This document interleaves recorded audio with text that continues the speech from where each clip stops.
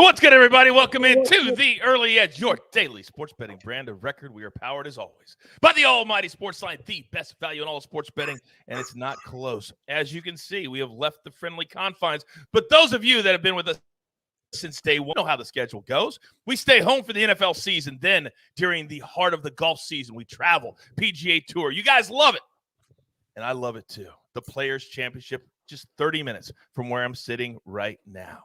But this is a big-time Tuesday. Do not forget, we want to know, how good do you think you are after we look how good my crew is. Yesterday, a very solid day at the brand. How about this?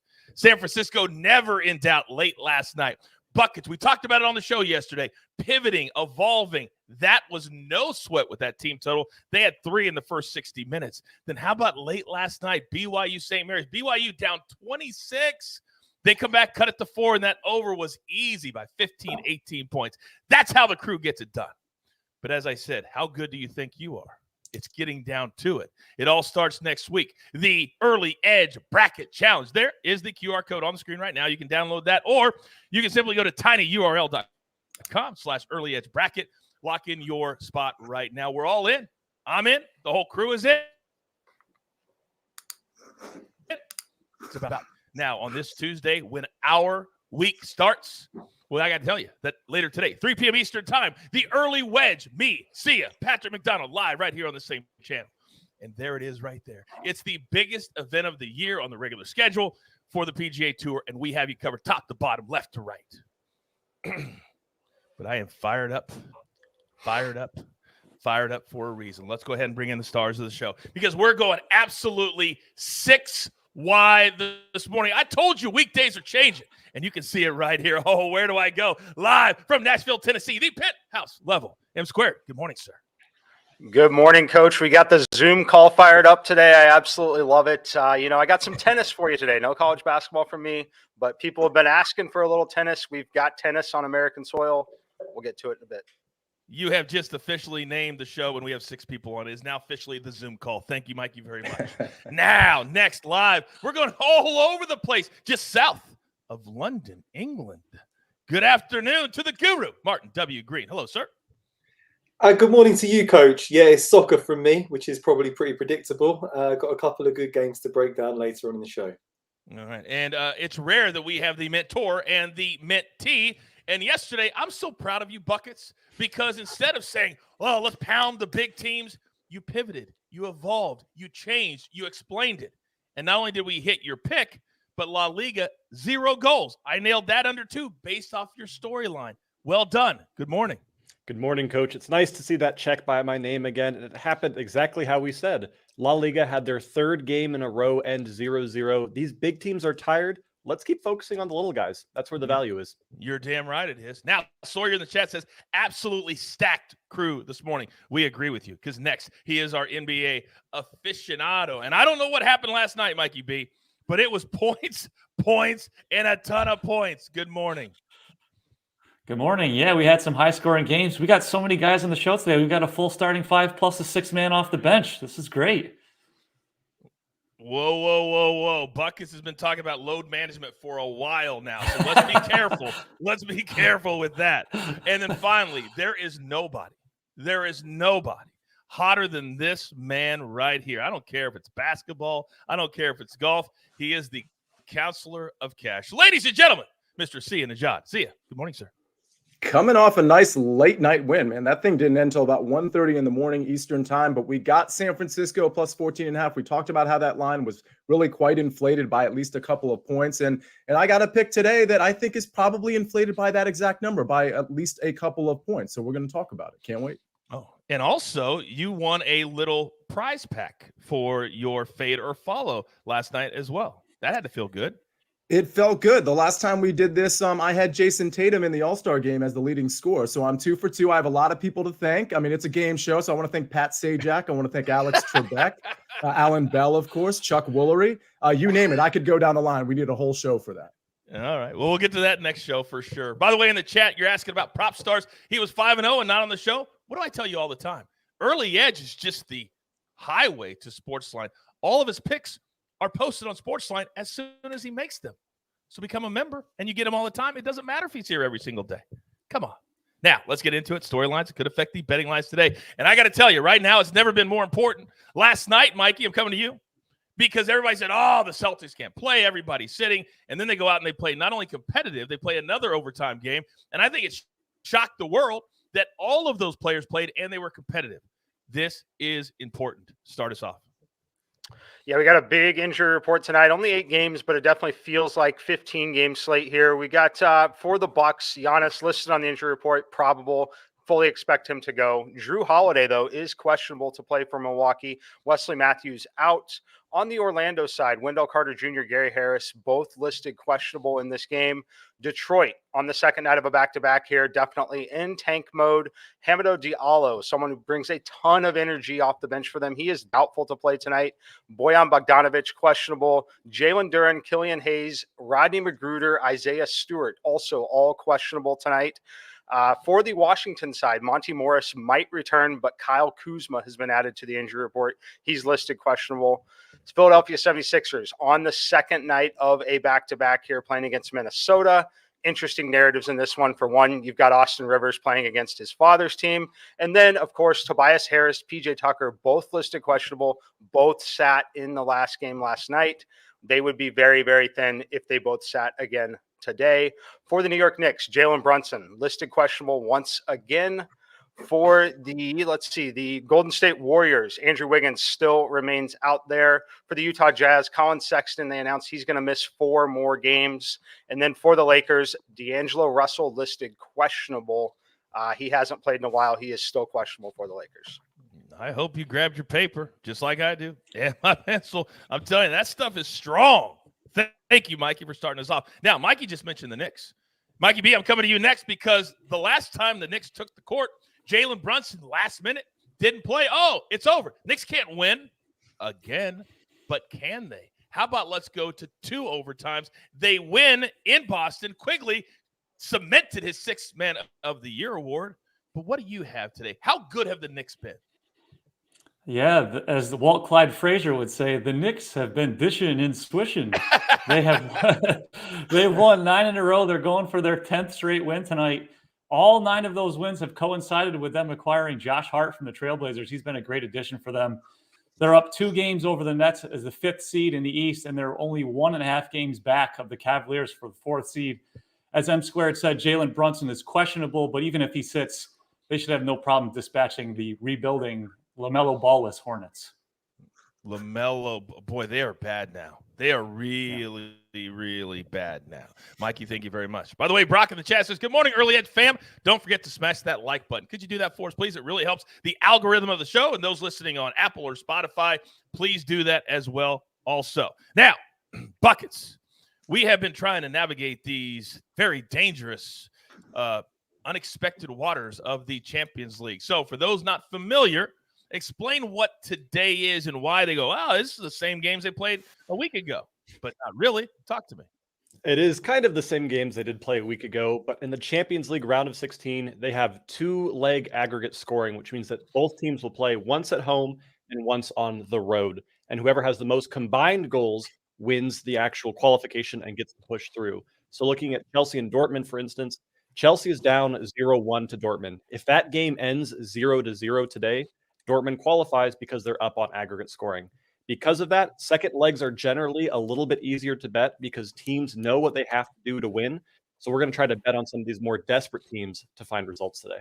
I like it, man. You don't have to bet the biggest ones. I've never gone to the pay window and had them go, oh, this is English League One. No, they don't do that. They just hand you your money and say, hey, have a good day. All right, Buckets, thank you very much. Martin, stand by. All right, now, final storyline today. And last night, one of my good friends is the great Howie Schwab.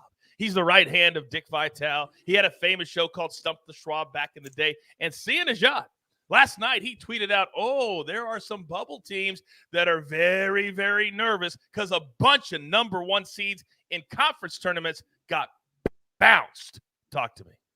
Yeah, I mean, I think we need to focus on these bubble teams, specifically in these conference tournaments. A lot of the big ones starting today. As we know, the ACC is starting today. I have a pick in that one. But I think we should pay attention to the bubble teams. And it's a little bit of narrative building, and we'll see if the lines are affected by these desperate teams who really need to win, like the UNCs, the Wisconsins, the Michigans, Nevada, Rutgers, you name it, Oklahoma State, Arizona State. there's a lot of teams that really need to do some damage in the conference tournaments. And that's one of the things I like to factor in, unless the line has already factored it in. So it's something to monitor as we get through this week, because we may be in a position to take some teams that are truly desperate and truly are going to go all out versus some teams who are comfortably in and maybe just kind of be going through the motions a little bit. All right, very, very good. By the way, we'll be releasing our March Madness schedule coming up in the next few days, but we're going to have you covered during the tournament, top to bottom, all the time. Don't even worry about that. As always, the crew is everywhere in the chat right now. Berg Betts and also Prop Stars. You wanted him? I texted him, and he went into the chat. You're welcome, ladies and gentlemen. Any questions you have, put them in there. They will answer them in real time. All right, it's time to get to our marquee matchups. But before we do that, we got to pay all of these expensive talent. Here's a word from one of our incredible partners.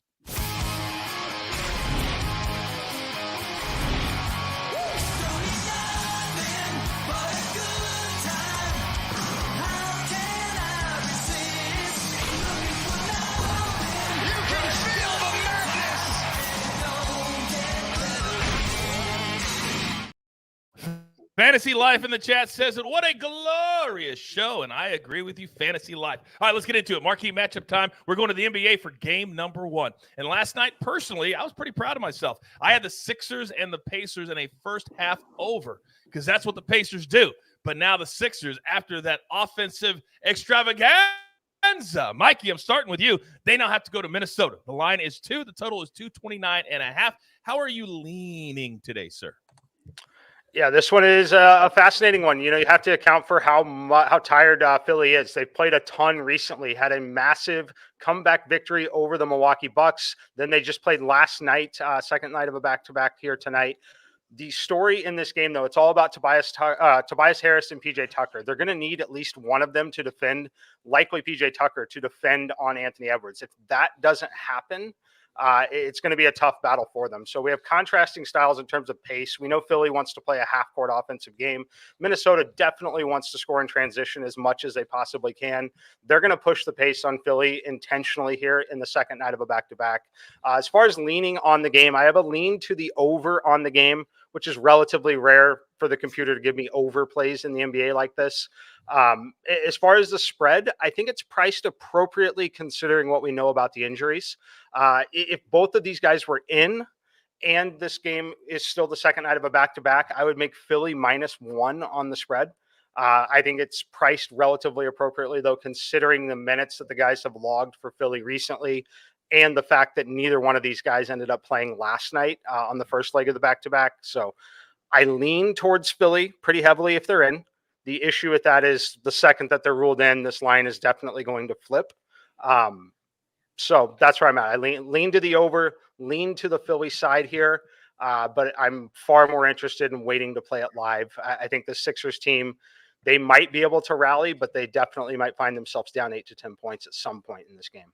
Mikey brings an absolutely great point. We talk about live betting all the time, and Mikey B, I'm going to come to you next, because when you have a double overtime game, we have seen many times that everything's good. Everybody's playing, and then at 5:30 or 6 o'clock, they go, bad knee, something like that. But this Timberwolves team, they never do that. Everybody plays. How are you looking at this game? Yeah, the good thing, Timberwolves, they don't have anybody of note on the injury report. Obviously, Karl Anthony Towns is still out, but they do have some size to battle with Joel Embiid. They have Rudy Gobert and Naz Reid, who's also been a very capable center this season. A note on the 76ers, they are one of only 7 teams to have a winning record on the road this season. Again, like M Squared said, I would probably wait to play this game on the live line. Both of these teams have been tricky for me to guess this season. With the 76ers playing so well on the road, that would be good. But second night of a back-to-back definitely makes it risky. I would prefer to play this on the live.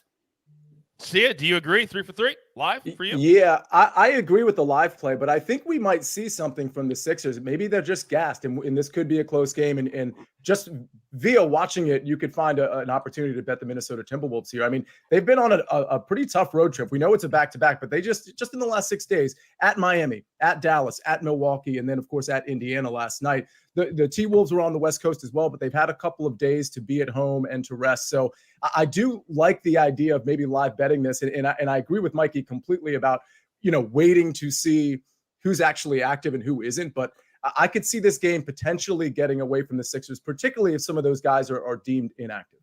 Yeah, which is why betting the total could be very, very dicey, because if it becomes a blowout, that's the worst thing that can happen to a total. All right, that's marquee matchup number one. Gentlemen, thank you very much. Let's go to the pitch now, because here at Paramount Plus, here at CBS, this is very, very important to us. Chelsea and Dortmund. Now, in league play, Martin, we're going to start with you. Dortmund has been a goal-scoring machine, but now you go into the Champions League and you play against a Chelsea team that loves to play defensively. What does this game look like to you? Yeah, Dortmund has just been a machine all over the pitch, Coach, ever since the German Soccer League resumed in January. They've won all 10 of their games since then. That includes the 1-0 win against Chelsea in the first leg of this round of 16 clash. They also beat Bochum in the German Cup, the DFB Pokal. And they've won 8 consecutive Bundesliga matches. That leaves them level with the mighty Bayern Munich at the top of the Bundesliga table. So they're in absolutely terrific form right now. What really impressed me about Dortmund this season is their defensive strength. They've always been really good in attack over the past few years, even after losing Erling Haaland last summer to Manchester City. They've got the likes of Karim Adeyemi, Sebastian Haller, Marco Reus, Julian Brandt. The list goes on and on, but they were always really vulnerable at the back. So they signed Niklas Süle and Nico Schlotterbeck in the summer, and that's toughened them up quite a lot in defence, which has allowed them to keep pace with Bayern Munich over the course of the season. And they really have a good chance of winning the Bundesliga for the first time in more than a decade. They're coming up against the Chelsea team, who are struggling, as you said. They really need to overturn this 1-goal deficit and get through to the quarterfinals, because they're marooned in 10th place in the Premier League table, and they're out of both cup competitions. They're out of the FA Cup. So this is their only chance of winning a trophy this season, after breaking transfer records by spending more than $600 million on new players. Pressure's really on Graham Potter, their manager. It's just a must-win game for them, but they're not in very good form. They're goal shy, and I think they could be outmatched here by a more organised Borussia Dortmund team. I think it's going to be a tight, low-scoring game. Got a pick on it, which I can break down later. I can talk about this game for hours if you'd like. Well, we got to get the buckets, so we'll hold you right there. But our lead data scientist speculator, he's on the Chelsea side today. After everything Martin just said, buckets, how are you looking at this game? Coach, it's so hard to follow after Martin, because you just want to say ditto and agree with everything blindly that he says, because he's so good at what he does. But I will say that I agree with everything Martin said, because of how good defensively Dortmund is and how bad attacking Chelsea is right now. Chelsea has not had a game where they have scored more than a single goal since December 27th in a match between Bournemouth and the EPL. So this is a team that has to overcome a goal deficit and hasn't been able to do that now for quite some time. I'm very worried about this game for Chelsea. As a German fan, I'm very excited for Dortmund. But as a lover of goals more than anything, this is a game that I'm not particularly excited for, because I see a very low-scoring game here. Hey, I say it all the time. If you want to bet the under, just bet it and don't watch the game. Now the bosses are like, Coach, what are you doing? It's on Paramount Plus. I'm just saying. I get it. All right, our third and final marquee matchup today, we're going to college basketball. And last night, boy, did we have some interest in these two games. My man Sean Farnham on the call. Incredible 2 games late last night. St. Mary's hanging on against BYU, and then Gonzaga looking like Gonzaga, although San Francisco was getting way too many points, and that was an easy cash for my man, the counselor. And Sia, let's start with you. These two teams have less than 24 hours to get back up for the championship game. Talk to me. Yeah, very familiar with each other too. And it's interesting because I really like what BYU did against St. Mary's late last night, in that just incredible comeback where they almost actually eclipsed St. Mary's and won the game. Of course, they ended up losing just by a handful of points. But I think, to me, that gives the edge a little bit to Gonzaga. I think they might be able to figure something out just predicated on what BYU did. But these teams are really familiar with each other. If we're just looking at the talent and the teams, I do think Gonzaga is the better team, and I do expect Gonzaga to cover. And Mikey, rarely do you see a total in the 130s whenever Gonzaga is playing. But St. Mary's is the one team. But we showed last night that if you get a lead or it's a spread, that they will pick up the pace and they will score. How are you leaning into this game today? Yeah, this one's fascinating here. Sia mentioned, and you mentioned the rest is obviously the story here. It's significantly different than watching NBA basketball with teams on second night of back-to-back. NBA athletes prepare for it. They train for it. It's something that happens very, very frequently for them. In the college game, you play a second night of a back-to-back basically twice a year, right? This is essentially the only time that you really get to be in this particular situation. You're obviously not doing it at home like you get to in the NBA at certain times.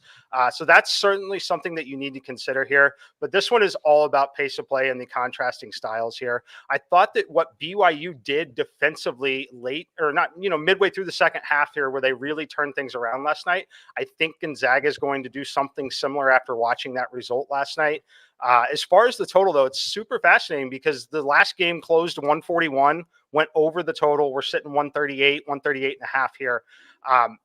St. Mary's, if they want to win this game, they know they're not winning this game in a shootout. They know that they're not winning, very unlikely to win this game 88-86, right? They know that they have to play defensively. They know they have to play a half-court game, limit possessions, and play with efficiency. That's the path to them beating them here.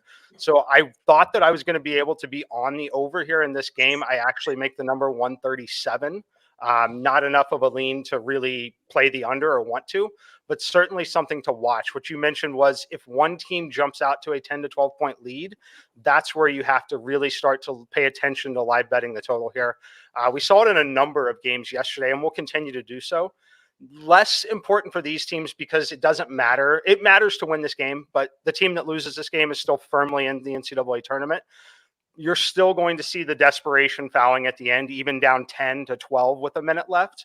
So that is where we want to start looking to live bet. Of course, sportsbooks pull the live totals probably around the 4-minute timeout. So you're going to have to understand the game and really look at it at that point. But initial leans in this game would be Gonzaga and under. I'm so glad you pointed that out. Having like a 7 or 8 point lead with about 2.5 minutes to go, that's perfect. That is absolutely perfect because all these teams are desperate. They want to get to the dance. They'll do every. Last night, a team fouled down 12 with 22 seconds to go. I was like, hey, I'm here for it. I'm here for it because I'm damn sure not betting any unders in championship week. All right. Now, we've got through marquee matchups, and we've got 5 extraordinary gentlemen ready to give us their picks. We're going to hoist up the pitch today. So, Buckets, I know you're nervous. I know you're on with 5 other legends, but you get to go first. You're up, big boy. Well, as I believe Mike said, 6th man here, I'm excited to be a part of this. I've got 2 picks for us, and I am going to have one on the Champions League, but it is an angle that I have never in my betting career touched on. I'm looking at the matchup between Benfica Lisbon and Club Brugge this afternoon. I bet on Club Brugge money line last week and got my butt kicked as they got their butts kicked 3-0 by relegation-bound Ostende. This team is terrible right now. Benfica Lisbon is up 2-0 on aggregate scoring, and they're probably going to beat them 2-0 again today. But I'm looking at a weird angle here. I'm taking Club Brugge to have the most cards in this match, currently at -130. This bet will be under the cards tab on your sportsbook. Benfica Lisbon has the least amount of cards assigned out of any team in Portugal's top flight when playing at home, while Club Brugge have the most cards on the away in the Belgium Jupiler League. This is just an angle that I think is tremendous value considering how sharp most of the lines are in this game. I think that Benfica get no cards in this game, so I love this first look. And then sticking with the basics, or going back to the basics here, going to another small league guru, I'd be very curious on your opinion here. I'm looking at a matchup between Huddersfield Town and Bristol City. This is at 2:45 this afternoon. This is in the English Championship, so it's the second league of English soccer. And I'm taking Bristol City on the draw no bet at -130. I personally would have no problem sprinkling the money line and possibly the team total here, but the official pick is going to be that draw no bet. Bristol City is coming off a rare loss against Cardiff City, and before that, they have not lost in 12 games. Meanwhile, Huddersfield has lost 4 of their last 5 and are sitting dead last on the championship table in 24th place with the second most goals conceded, the most losses, and the second least amount of wins here. This is a giant gap between these two teams, and I expect Bristol City to bounce back aggressively this afternoon. You're giving me PTSD, Buckets. I spent 10 years at ESPN in Bristol, Connecticut, and I never want to go back there. And by the way, I'll ask the questions. You do not need to ask the guru any questions about his thoughts Okay, why don't you just let me handle it? Oh my goodness! All right, hey Guru, no. All right, let's stay with the soccer theme. And Martin W. Green, I'm coming to you, and I love your 2 plays today. Talk to me. Yeah, I went to college in Bristol, Coach. Lived there for 3 years. Oh. I'm sure the good people of Bristol will be delighted that Buckets is tipping their team. There's 2 teams. There's Bristol City and Bristol Rovers, and I was much more of a Bristol City fan, so I hope they get the job done against Huddersfield. That would be another glorious day for Bristol City. Yeah, I have a pick on an even smaller league, but I'm going to start with the game that we just discussed, which is obviously Chelsea versus Borussia Dortmund.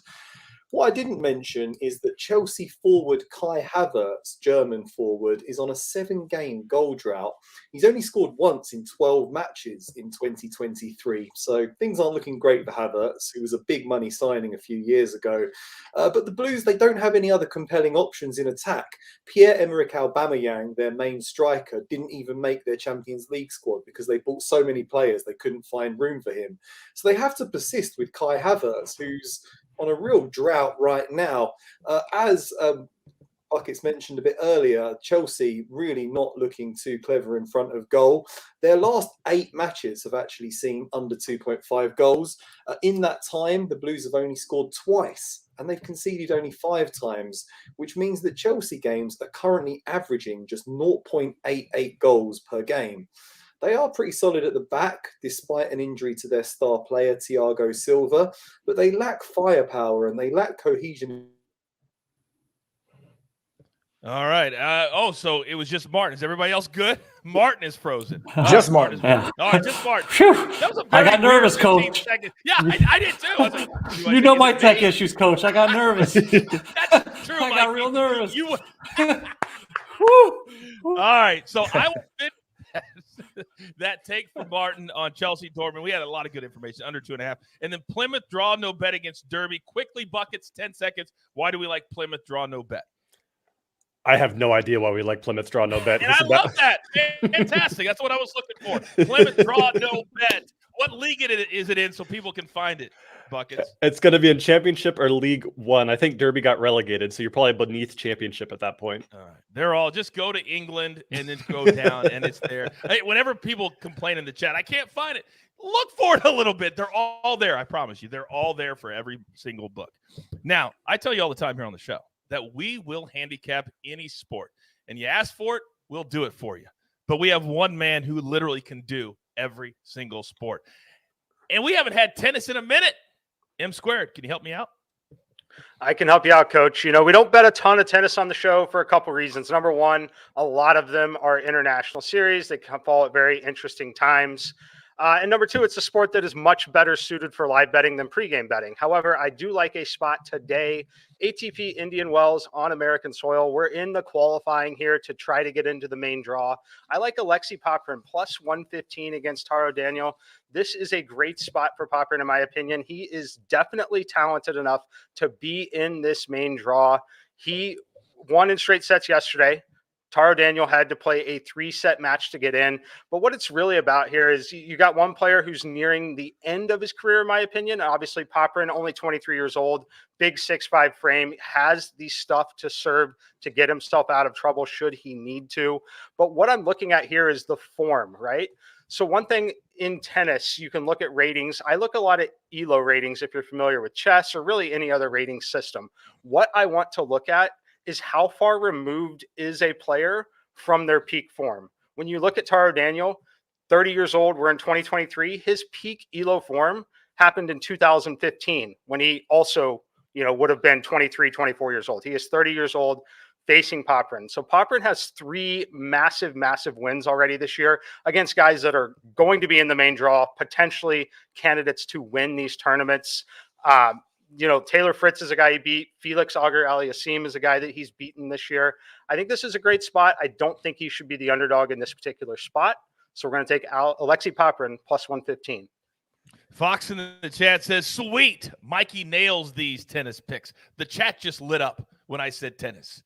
And clearly that's a hole that we need to fill. Mikey, thank you very much. Yep. You have something else? I would love to give more tennis. It's a very delicate sport where it's much better to live bet. But in this particular spot, you can find there are a few matches. Just they happen at 3 or 4 a.m. Okay. Well, you're always up. I can always, if you follow him on social media, he'll help you out. Patreon, he's got everything. Just follow him on everything. That's the easiest way to do it. Taylor says tennis is tough. TUFF. You're right, Taylor. Mikey just said it. All right, now, who gets the maestro spot this morning?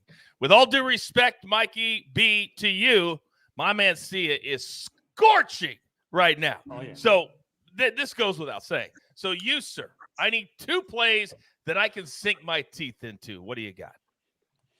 All right, first we're going to go the Lakers-Grizzlies game. We're going to do Lakers money line at -120. John Morant is out. He's been suspended for at least 2 games, but it sounds like he's going to be out longer based on the quotes coming out of Memphis. Steven Adams is going to miss his 18th straight game. Brandon Clark is out for the remainder of the season. Good news for the Lakers. Anthony Davis is probable. D'Angelo Russell has been doubtful each of the last 5 games that he's missed. He's listed as questionable, so that might actually be good for his news for him playing. The Grizzlies are 12-20 on the road this season, but they are 1-8 on the road since Steven Adams got hurt. Their only road win came over the Rockets. So we'll do Lakers money line. And then we'll go to the Nets-Rockets game. We're going to do Spencer Dinwiddie over 10.5 rebounds and assists at -135. Nets are pushing for a playoff spot, so Dinwiddie has averaged 34 minutes since joining the team. He's just out at least 8 assists in 5 straight games. He has at least 11 combined rebounds and assists in 7 of 10 games with the Nets. The Rockets, second worst defensive rating in the league, second worst shooting percentage in the league. Should be plenty of opportunities for rebounds and assists for Mr. Dinwiddie. Did you say opportunity or did you mean propertunity? Oh! And that's why you're the host with the most. Well, thank you. And also, we normally don't like I don't know as a take, so we brought Martin back to explain why we're betting on Plymouth today. Martin, welcome back to the show. Your mint tea was phenomenal in your absence. He had a great take on this particular game that nobody was happy with. So please continue, sir. Buckets. Thank you, Coach. Was it Kai Havertz anytime goal scorer? I think he said. No, it was nothing. He literally said, "I have no idea." That was his take. I have no idea. He didn't even have players. Go ahead. Apologies. There was a power cut in my neighborhood. Where did I get up to before I was cut off? You're done with the Dortmund and you're heading to Plymouth Rock. Okay, yeah. So, tight 10-second leg at Stamford Bridge. Odds on under 2.5 goals look very, very appealing when you consider how goal-shy Chelsea have been, yet also solid in defence. The other game is in League One, which is the league below the Championship that Buckets was talking about earlier, the 3rd tier of English soccer. All very exciting. And Plymouth Argyle have a magnificent home record there this season. 15 wins, 1 draw, and just 1 defeat from 17 games. It has left them 2nd in the League One table. So they do remain on course to secure automatic promotion to the Championship at the end of the season. However, they are now just 5 points clear of Ipswich after the Tractor Boys, that's what Ipswich are called, the Tractor Boys, won 3 in a row. So Plymouth needs to keep on winning 2 to maintain that advantage.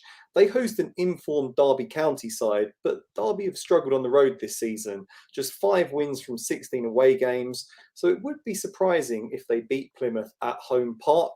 Plymouth won 3-2 in Derby earlier this season. They should be able to repeat the feat in front of their home fans. The odds on Plymouth draw no bet looks great. So get your money back if they can only draw, and you profit if they win. So that's my pick. Thanks for giving me a second chance to deliver that one. No problem. You can thank Buckets, too, for being awful. And we had to bring you back on. My goodness. Embarrassing, Buckets. Absolutely embarrassing. Now, Camila in the chat. Let's say Camila in the chat says live bets all night.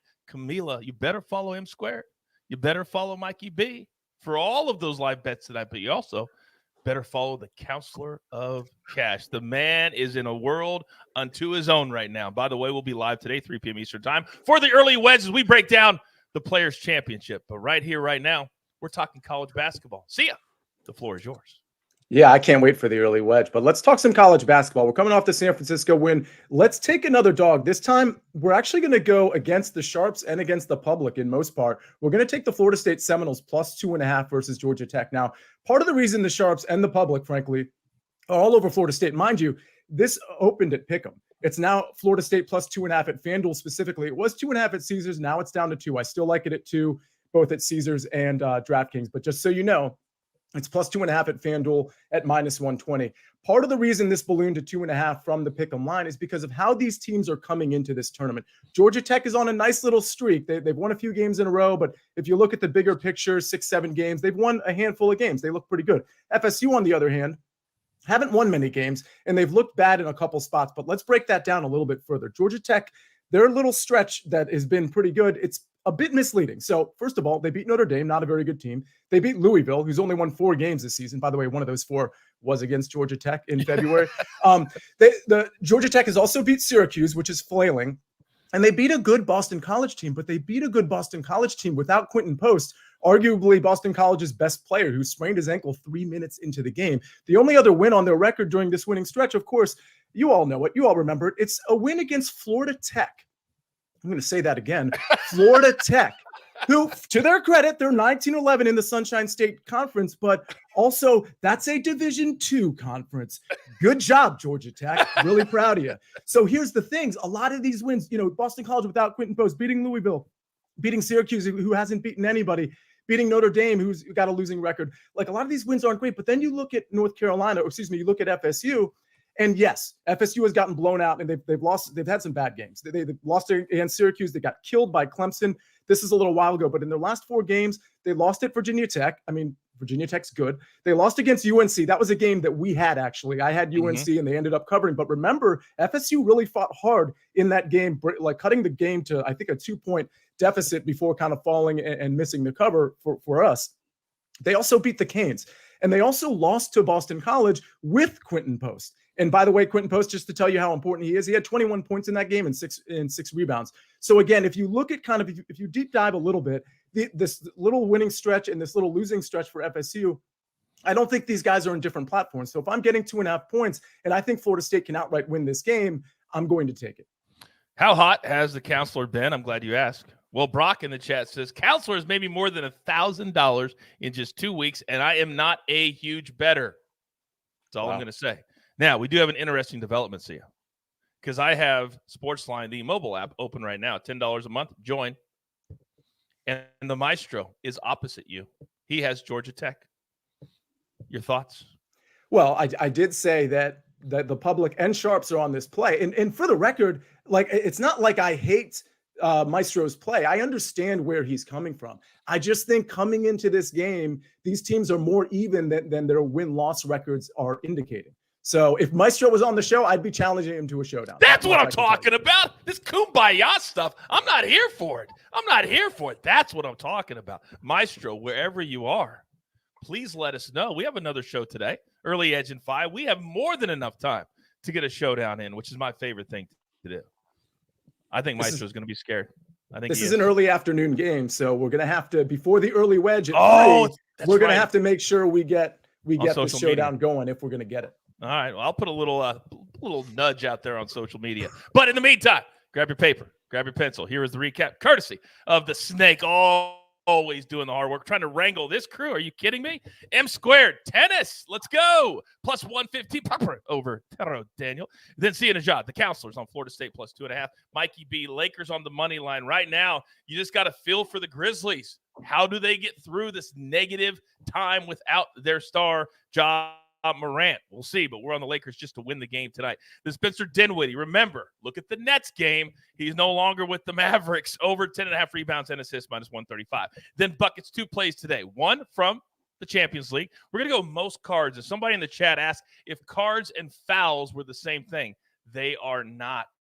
They are not the same thing. Most cards is when the guy puts up the yellow card or the red card. If it's just a foul and no card, that's a completely different story. All right, Bristol City, draw, no bet, minus 130. And then the Guru. Rounding it out, Chelsea, Dortmund, let's go under 2.5. Just put on Paramount Plus so we can get the viewership. Put it on in the background. That's all you need to do. Then Plymouth, draw, no bet, minus 110. Absolutely love that play as well. Quick reminder, early edge in 5 today at 4 p.m. Eastern time, but an hour before that, me, Counselor, Patrick McDonald, and normally M Squared is in the chat. We'll see if he's there today, but we have it covered. It's a big-time week on the PGA Tour, and we'll have a big-time week right here on the early wedge. But with all that being said, hopefully you enjoyed the show this morning. I brought all my heavy hitters to start our week. We start on Tuesdays. So with all that being said, there's only one thing left to do, and I believe you all know what that is. You've got your marching orders. Let's take all of these tickets straight to the pay window. From our entire crew, love them all. The Counselor, Guru, Buckets, Mikey B, Snake, AB, Prop Stars, Berg Betts, all in the chat this morning. How many is that? That's 9 people, 10 people working for you because we grind for you so we can win with you. It's what we're all about right here at the Edge. Good luck.